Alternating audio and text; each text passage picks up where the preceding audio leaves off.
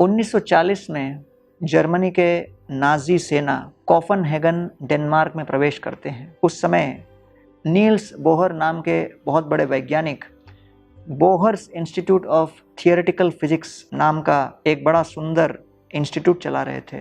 और जब सुनाई पड़ा कि जर्मनी के नाजी सेना यहाँ अंदर प्रकट हो गई है और कोपेनहेगन में हर बिल्डिंग के अंदर प्रवेश कर करके जितना जमा हुआ सोना है वो सभी लेके जाना चाहते हैं, सोने की तलाश में हैं, तो नील्स बोहर के मन में कुछ भय उत्पन्न हो गया, क्योंकि Bohr's institute of theoretical physics वाले बिल्डिंग में 2 नोबेल प्राइज विजेता के गोल्ड मेडल रखे थे।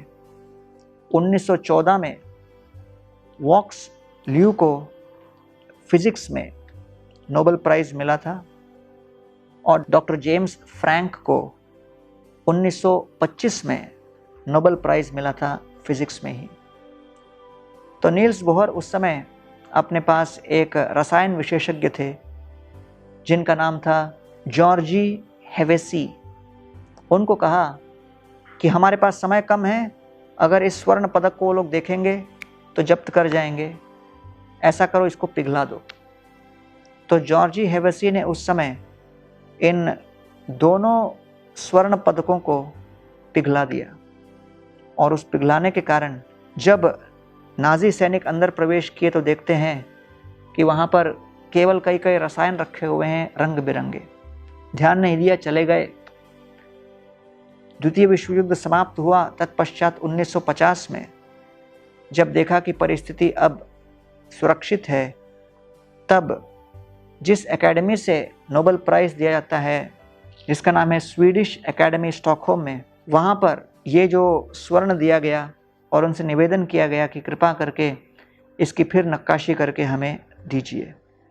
तब फिर उसी रसायन प्रक्रिया से पिघलाए हुए उस सोने को फिर कास्ट किया गया और दोनों स्वर्ण पदक, नोबेल पुरस्कार वॉक्स ल्यू और डॉक्टर जेम्स फ्रैंक को 1952 में पुनः दिया गया।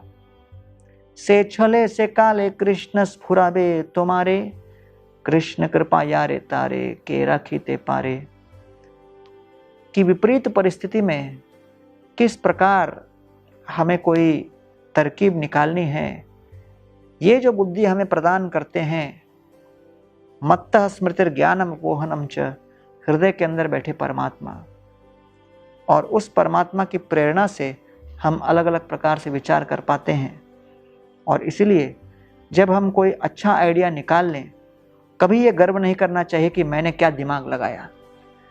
हमेशा स्मरण होना चाहिए कि दिमाग तो बैठा है, लेकिन कई लोग 70-80 वर्ष में वो दिमाग रख के भी उसके माध्यम से कोई संकल्प नहीं कर पाते। क्यों? क्योंकि परमात्मा जब तक हमारा साथ न दे और उस प्रक्रिया में हमारे सहायक न बने, तब तक हम स्वतंत्र रूप से केवल इस ब्रेन को रखकर कुछ नहीं कर सकते।